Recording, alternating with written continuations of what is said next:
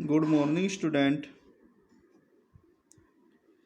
Today's our topic is properties of amino acid. Properties of amino acids.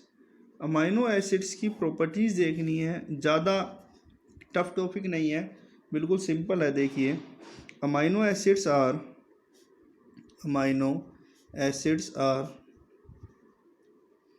Colourless crystalline solids. Question उठता, what is the crystalline solids? What are the crystalline solid? Crystalline solids क्या होते हैं? तो crystalline solids होते हैं, एक definite pattern होता है, इनके एटम्स जिस स्पीसीज से मिलकर सॉलिड बने होते हैं उनका एक डेफिनेट पैटर्न होता है, उसको हम क्या बोलते हैं बेटा? Crystalline solid. टेंशन लेने की कोई ज़रूरत नहीं है, ये हमारे सिलेबस में है। द सॉलिड स्टेट हमारे सिलेबस का पार्ट है, उसमें डिटेल में क्रिस्टलाइन सॉलिड है, तो वहाँ पर इसको समझेंगे। सबसे पहले यहाँ पर हमें क्या समझना? अमाइनो एसिड का। Next, amino acids are water soluble, high melting point. क्या होगा? हाई मेल्टिंग पॉइंट होंगे। And behave as a salt rather than acidic और बेसिक।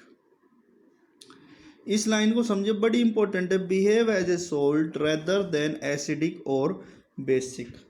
अगर हम अमाइनो एसिड के स्ट्रक्चर में जाएं तो स्ट्रक्चर क्या बनाया था हमने अमाइनो एसिड का? RCH, COOH and NH2। This is the structure of amino acid.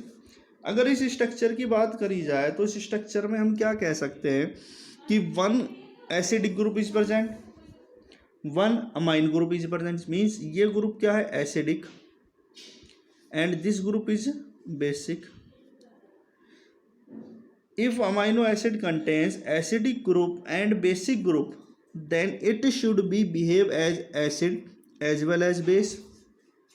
अगर किसी यूनिट के अंदर एसिडिक ग्रुप प्रेजेंट है और उसके अंदर बेसिक ग्रुप प्रेजेंट है तो उसको एसिडिक और उसको बेसिक दोनों तरह से बिहेव करना चाहिए। लेकिन ये कैसे बिहेव करती है? एज ए सोल्ट की तरह बिहेव करती है। क्यों? क्योंकि एक्वस सॉल्यूशन के अंदर, इन एक्वस सॉल्यूशन का मतलब क्या होता है कि इस अमाइनो एसिड को आपने किसके अंदर डाल दिया? वाटर के अंदर। जब आप इस अमाइनो एसिड को वाटर के अंदर डालोगे तो डालने के बाद होगा क्या? RCH, COO negative and NH2, और यहाँ पर H और एक पॉजिटिव। अब समझिए स्ट्रक्चर कैसे बना। आपने क्या कहा? अमाइनो एसिड्स क्या होता है? RCH, COOH, NH2। अब ये एसिड है तो एसिड्स क्या होते हैं? Those species which can lose one electron very easily. जो एक इलेक्ट्रॉन को बहुत आसान, एक प्रोटॉन को आसानी से छोड़ दे, एक हाइड्रोजन को आसानी से रिमूव कर दे, वो स्पीशीज क्या कहलाती है? एसिड। और एक इसके नाइट्रोजन के ऊपर 3 बॉन्ड बनाने के बाद, 1 और 2, 3 बॉन्ड बनाने के बाद एक लोन पेयर बचता है, और ये लोन पेयर किसी को भी इजीली डोनेट कर सकता है। एंड ऐसी स्पीशीज जो एक लोन पेयर डोनेट कर सकती है उसको क्या बोला जाता है? बेस। तो जब आप इसको पानी के अंदर डालोगे तो पानी के अंदर डालने के बाद RCH, ये H पॉजिटिव लूज करेगा, COO नेगेटिव, एंड जो H पॉजिटिव यहाँ पर लूज होगा उसको NH2 ग्रुप क्या करेगा? Accept, and this is NH3 positive. अब एक ही स्पीशीज के अंदर पॉजिटिव एंड नेगेटिव दोनों चार्ज प्रेजेंट होना, उसको हम इलेक्ट्रिकली न्यूट्रल बोलते हैं। उसको हम क्या बोलते हैं? Electrically neutral. और ऐसी स्पीसीज जिसके अंदर पॉजिटिव एंड नेगेटिव दोनों स्पीसीज प्रेजेंट होती है उसी को तो सॉल्ट बोला जाता है। जैसे आप पढ़ते हैं NaCl कॉमन सॉल्ट, अगर इसकी बात करी जाए तो ये इसकी फॉर्मेशन कैसे हुई है, Na positive and Cl negative. क्या इसमें अपोजिट चार्ज प्रेजेंट नहीं है, बिल्कुल प्रेजेंट है। तो आप NaCl को क्या बोलते हो, सॉल्ट। तो ये भी क्या हुआ, सॉल्ट। इसलिए हमने यहाँ पर क्या प्रॉपर्टी लिखी है कि amino acid behave as a salt rather than acidic और बेसिक। इसका मतलब एसिडिक ग्रुप प्रेजेंट है, बेसिक ग्रुप प्रेजेंट है, ना तो एसिड की तरह बिहेव करेगा ना ही बेस की तरह बिहेव करेगा। ये कैसे बिहेव करेगा बेटा, सोल्ट की तरह बिहेव करेगा। समझा, मैंने एक्सप्लेन यहाँ पर कर दिया है। सोल्ट की तरह क्यों बिहेव करेगा, क्यों, क्योंकि पानी में डिजोल्व करने के बाद एसिडिक ग्रुप एक H पॉजिटिव छोड़ेगा, बेसिक ग्रुप एक NH2 ग्रुप एक H पॉजिटिव को एक्सेप्ट करेगा। तो लूज करने के बाद ये नेगेटिव बनेगा, ये पॉजिटिव बनेगा। और एक ही तो मॉलिक्यूल है और एक ही मॉलिक्यूल के अंदर पॉजिटिव एंड नेगेटिव दोनों चार्ज प्रेजेंट है। तो इलेक्ट्रिकली क्या बोलते हैं, न्यूट्रल, क्योंकि one positive balance one negative, one positive balance one negative charge. और ऐसी स्पीसीज जिसके अंदर पॉजिटिव एंड नेगेटिव दोनों प्रेजेंट होते हैं उसको क्या बोला जाता है, सोल्ट। और इसको यहाँ पर एक नाम दिया जाता है, स्पेशल नाम दिया जाता है, जिसको क्या बोलते हैं, ज्विटर आयन। इसको यहाँ पर एक स्पेशल नाम दिया जाता है, इसको क्या बोला जाता है, ज्विटर आयन। नेक्स्ट आता हमारे पास स्ट्रक्चर ऑफ प्रोटीन।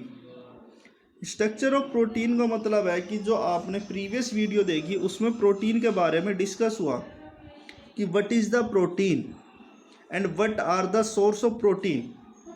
इसमें हम क्या देखेंगे कि प्रोटीन का स्ट्रक्चर क्या, मीन्स उसके बॉन्ड कैसे बने हुए हैं। तो प्रोटीन्स के बारे में आपने क्या बोला था, प्रोटीन्स आर द पॉलीमर